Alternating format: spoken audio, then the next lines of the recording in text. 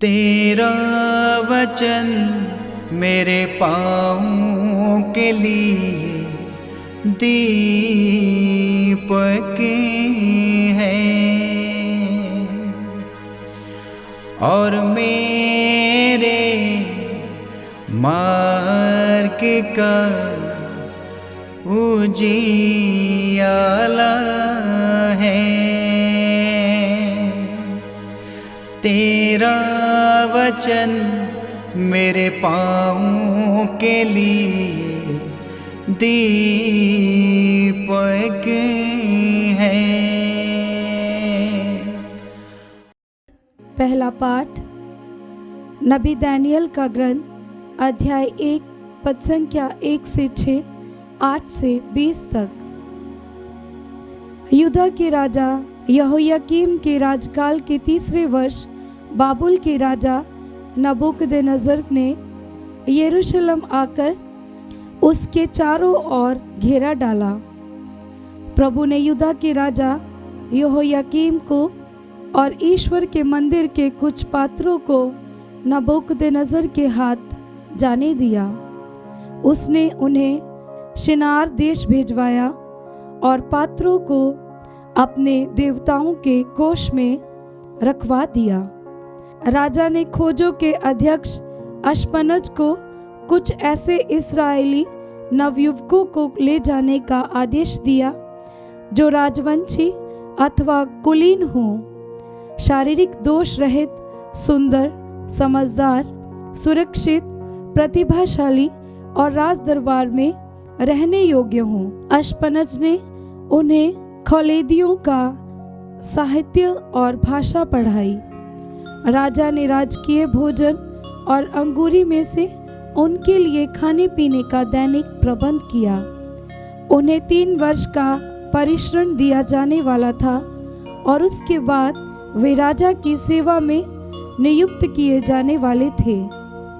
उनमें यहूदावंशी दानियल, हनन्याह, मिशाएल और अजर्याह थे। दानियल ने निश्चय किया कि वह राजकीय भोजन और अंगूरी खा पीकर अपने को अशुद्ध नहीं करेगा और उसने खोजों के अध्यक्ष से निवेदन किया कि वह उसे उस दूषण से बचाए रखे। ईश्वर की कृपा से खोजों का अध्यक्ष दानियल के साथ अच्छा और सहानुभूतिपूर्ण व्यवहार करता था। उसने दानियल से कहा, मैं राजा अपने स्वामी से डरता हूँ। उन्होंने तुम्हारा खान पान निश्चित किया है।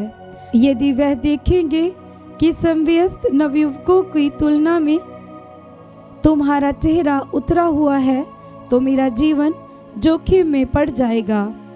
उसके बाद दानियल ने भोजन के प्रबंधक से, जिसे खोजों के अध्यक्ष ने दानियल, हनन्याह, मिशाएल और अजर्याह पर नियुक्त किया था, कहा, आप कृपया 10 दिन तक अपने सेवकों की परीक्षा लें।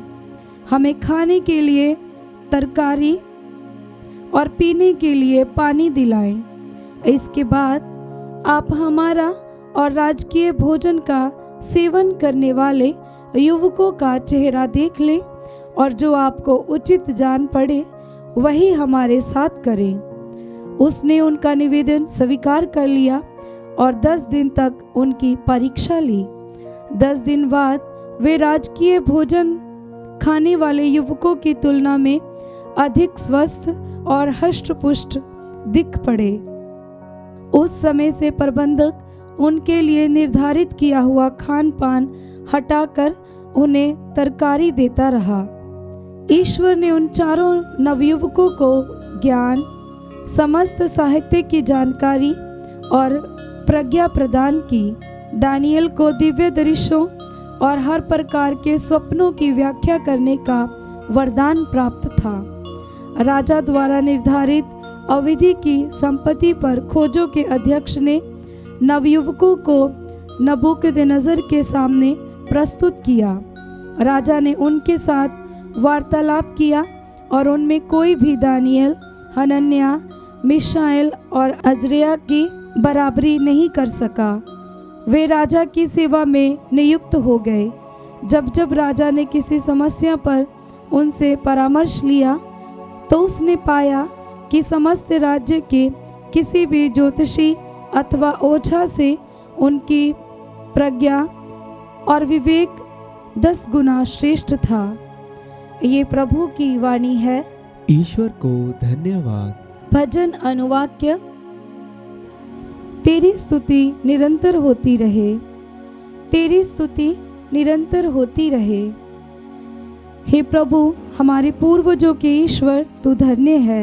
अनुवाक्य। तेरी स्तुति निरंतर होती रहे। तेरा महिमामय पवित्र नाम धन्य है। अनुवाक्य। तेरी स्तुति निरंतर होती रहे। तू अपने महिमामय मंदिर में धन्य है। अनुवाक्य। तेरी स्तुति निरंतर होती रहे। तू अपने राज सिंहासन पर धन्य है। अनुवाक्य। तेरी स्तुति निरंतर होती रहे। तू गहराइयों की था लेता है, तू धन्य है। अनुवाक्य। तेरी स्तुति निरंतर होती रहे। तू स्वर्ग की ऊंचाइयों पर धन्य है। अनुवाक्य। तेरी स्तुति निरंतर होती रहे। जय घोष हालेलुया। अनुवाक्य। हालेलुया। जागते रहो और तैयार रहो, क्योंकि तुम नहीं जानते कि किस घड़ी मानव पुत्र आएगा। अनुवाक्य। हालेलुया। पवित्र सुसमाचार संत लूकस के अनुसार अध्याय 21 पद संख्या 1 से 4। यीशु ने आंखें ऊपर उठाकर देखा कि धनी लोग खजाने में अपना दान डाल रहे हैं। उन्होंने एक कंगाल विधवा को भी 2 अंधेले डालते हुए देखा और कहा, मैं तुम लोगों से सच कहता हूँ, इस कंगाल विधवा ने उन सबों से अधिक डाला है। उन्होंने तो अपनी समृद्धि में से दान दिया, परंतु इसने तंगी में रहते हुए भी जीविका के लिए अपने पास जो कुछ था वह सब दे डाला। ये प्रभु का पवित्र सुसमाचार है। ख्रीस्त की जय।